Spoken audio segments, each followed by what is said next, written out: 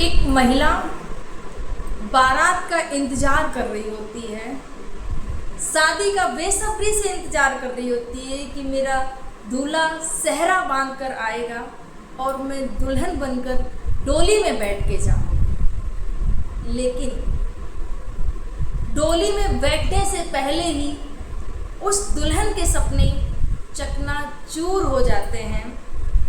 वो दूल्हा क्या करता है कि 56 लाख रुपए शादी से पहले ही दुल्हन से ले लेता है। आइए कैसे दुल्हन से वो रुपए ले लेता है और आखिर क्यों शादी करने से मना कर देता है, क्या है पूरा मामला, आइए जानते हैं। आप सभी को मेरा प्रणाम, मैं सरिता राठौर। कैसे हैं आप सभी?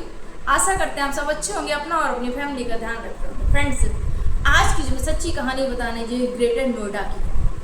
फ्रेंड्स, इस सोशल मीडिया के इस दौर में अक्सर मैं सभी माताओं, बहनों, भाइयों सबसे कहती हूँ, किसी पर भी विश्वास मत करिएगा। लोग क्या करते हैं, बात करना शुरू कर देते हैं और बात करने के बाद में उनको लगता है कि जो सामने वाला पर्सन है वो बिल्कुल सही बोल रहा है और वो अननोन रहता है हमारे लिए, वो बिल्कुल अनजान रहता है। लेकिन बात करते करते इस कदर हम उस पर विश्वास कर लेते हैं, फिर लगता है कि नहीं सही है। लेकिन जब हमारे साथ में गलत हो जाता है तब हमारी आंखें खुलती हैं। तो आपके साथ में ऐसा कुछ ना हो, इसलिए आइए पूरी स्टोरी सुनिएगा और सावधान रहिएगा, सतर्क रहिएगा ऐसे लोगों से। शुरुआत होती है एक 45 वर्षीय महिला, जिसको लगा काफ़ी अकेलापन फील हो रहा था। पहले तो लगा कि शादी नहीं करनी है, फिर एक टाइम के बाद में होता है ना कि लगता है कि अब काफ़ी ज़िंदगी अकेली चल रही है, क्यों ना एक जीवन साथी होना चाहिए। क्योंकि जब शादी के बंधन में बनते हैं, जो हमारा जीवन साथी होता है, बोलते हैं ना, सुख दुख में जो सबसे पहले हमारा साथ देता है वो हमारा जीवन साथी होता है। यहाँ पर इस महिला के दिमाग में विचार आया कि क्यों ना शादी कर लेते हैं। सोशल मीडिया साइट पर इसने जो शादी की जो साइटें होती हैं वहाँ पर अपनी प्रोफाइल बनाई और अपना प्रोफाइल बना के उस पर डाल देती है। उसके बाद में इनको रिश्ते आने लगे। एक व्यक्ति मनीष पटेल, उसका मैसेज आता है कि अपनी एज बताता है कि मेरी एज 50 साल है और मैं आपसे शादी करने के लिए तैयार हूँ। अपना काम बताता है कि मैं ऐसे करके मैं विदेश में काम करता हूँ और बात करने लगता है। जो महिला थी, जो लड़की थी, उसको भी वो लड़का पसंद आता है। धीरे धीरे दोनों की चैटिंग होने लगती है, दोनों की बातें होने लगती है। जब बातें होने लगती है, वो जो व्यक्ति था जिससे वो शादी करना चाहती है, वो पूरी तरीके से इसका महिला का जो विश्वास होता है वो जीत लेता है।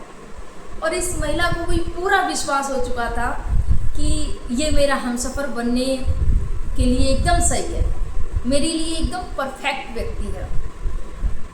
अब वो व्यक्ति जब विश्वास जीत चुका था, तो फिर जब विश्वास जीत ले व्यक्ति, तो वो कुछ भी फिर उसकी प्लानिंग हो सकती है। कोई सोच नहीं सकता है कि मेरे साथ में ये ऐसा भी कर सकता है।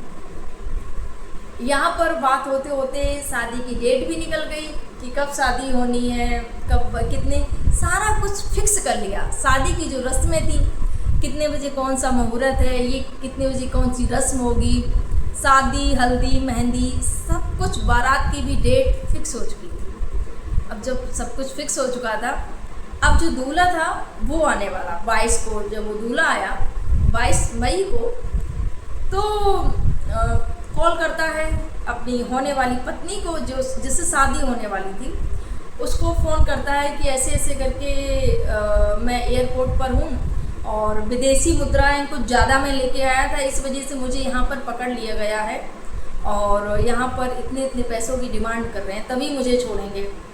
क्या करूँ बताओ। अब लड़की जिससे प्यार करने लग गई, जिससे शादी होने वाली है, अगर वो मुसीबत में है तो सोचने वाली बात है, जाहिर सी बात है, हर कोई मदद कर देगा क्योंकि हमारा हमसफ़र बनने वाला है। अगर वो मुसीबत में है तो मुझे उसकी हेल्प करनी चाहिए। और वो महिला उसको रुपए भेज देती है। वो बोलती है कि इतना इतना रुपए की ज़रूरत है, बोलती ठीक है मैं रुपए भेज देती हूँ। वो लाखों में कुछ रुपए भेज देती है। अब जैसे ही लाखों में ट्रांजैक्शन हुआ, उसके बाद में उसको आयकर विभाग से एक कॉल आता है।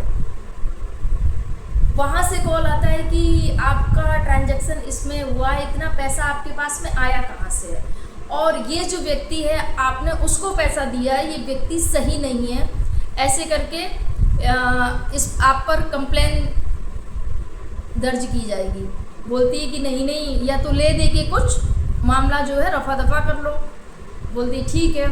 अब उस महिला का मुंह बंद करने के लिए उसको भी कुछ लाख रुपए दे देती है। उसके बाद में मुंबई से कॉल आता है, पुलिस का कॉल आता है। उसके बाद में मुंबई से कॉल आता है कि ऐसे ऐसे करके तुमने ट्रांजैक्शन किया है और आप पर केस होगा। अब वो महिला वहाँ पर भी रुपए देती है और बोलती है कि नहीं, मुझे कोई केस वेस नहीं करना है और मुझे क्षमा कर दो, ऐसे करके मेरी शादी होने वाली है और मेरा जो पैसा है सारा लीगल है, ऐसा कुछ नहीं है और उनकी भी कोई गलती नहीं है, सारा कुछ बताती है। लेकिन तब तक उस महिला के अकाउंट से 56 लाख रुपए जा चुके थे। सोचिएगा, 56 लाख कोई छोटी मोटी रकम नहीं होती है। अब यहाँ पर, और ये जो करा रहा था जो व्यक्ति, ये वही व्यक्ति करा रहा था जिससे मनीष पटेल, जिससे उसकी शादी होने वाली थी, जिसने ये सारा कुछ षड्यंत्र रच रखा था। अब जब भी बात करती वो लड़की, तो ये शादी को लेके, क्योंकि शादी की डेट भी आने ही वाली थी, फिक्स हो चुकी डेट, तो ये शादी को लेके आनाकानी करता कि ये नहीं वो नहीं, बहुत सारी चीज़ें। पहले जैसे बात करता था वैसे इसका बात करने का जो तरीका था वो भी बदल चुका था। अब लड़की थी जो महिला बड़ी परेशान हो गई है। एक तो इधर इस बात से परेशान क्योंकि अकाउंट से 56 लाख रुपए जा चुके थे और उसने कभी ऐसी कल्पना भी नहीं की थी कि ऐसा कुछ होगा मेरे साथ में। यहाँ से परेशान। अब दूसरा, ये जो व्यक्ति है जिससे शादी होने वाली है, वो शादी के लिए आनाकानी करने लगा, मना करने लगा शादी का। अब महिला का माथा ठनक जाता है, गुस्सा आता है महिला को कि मैं तो बर्बाद हो गई। वो सीधा थाने जाती है और थाने में जाकर उस पुरुष के खिलाफ FIR दर्ज कराती है और उस जो महिला जिन्होंने कॉल की थी और जो कॉल आई थी उन सब का नंबर देती है कि ऐसे ऐसे करके मुझे इन नंबरों से कॉल आई है और इन्हें मैंने इतना इतना लाख रुपए इन लोगों को मैंने दिया है और ये व्यक्ति जो मुझे सोशल मीडिया के माध्यम से मिला है, जिससे मेरी शादी होने वाली थी, उसने ऐसा ऐसा षड्यंत्र रचा और उस षड्यंत्र में मैं फंसती चली गई, मैं धोखाधड़ी की शिकार हो गई। कैसे भी करके साहब मेरे जो रुपए हैं वो वापस करवा दीजिएगा। अब यहाँ पर जब FIR दर्ज होगी तो जो पुलिस होती है वो कार्रवाई में लग जाती है। कुछ 15 लाख रुपए, कुछ जो रुपए होते हैं वो वापस आ जाते हैं, बाकी अभी और जो रकम है वो वापस नहीं आई है और केस जो होता है उस व्यक्ति पर दर्ज होता है और जो लोग इसमें शामिल थे उन पर भी कार्रवाई की जाती है। सोचिएगा, लेकिन उस महिला का क्या, जिसका दिल टूटा, जिसके बैंक अकाउंट भी खाली हो गया और केवल उस धोखेबाज व्यक्ति की वजह से। ये जो स्टोरी सुनाने का उद्देश्य किसी को आहत करना नहीं, किसी को परेशान करना नहीं, किसी को दुख पहुंचाना नहीं, बस आपको जागरूक करना है, आपको सावधान करना है, आपको सतर्क करना है मेरी बहनों कि आप चंद दिनों में किसी से बात करती हैं और फिर आपको लगता है कि ये जो सामने वाला व्यक्ति वो बिल्कुल सही है। ऐसा बिल्कुल भी नहीं है, क्योंकि लोग विश्वास पाकर ही विश्वासघात करते हैं।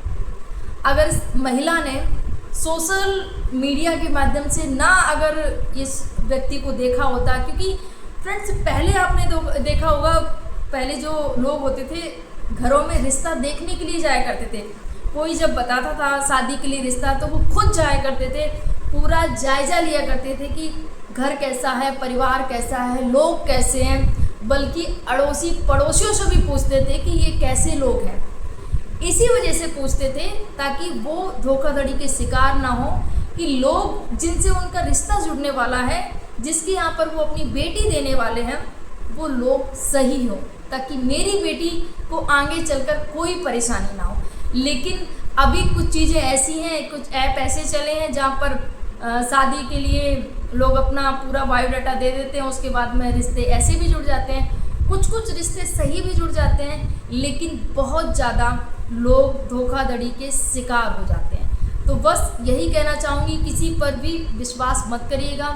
जैसे इस महिला के साथ में हुआ वैसा आपके साथ ना हो, इसलिए सावधान रहिएगा, सतर्क रहिएगा, अपना ध्यान रखिएगा, अपने अपनों का ध्यान रखिएगा। आप सभी को मेरा प्रणाम। जय हिंद, जय भारत, राधे राधे।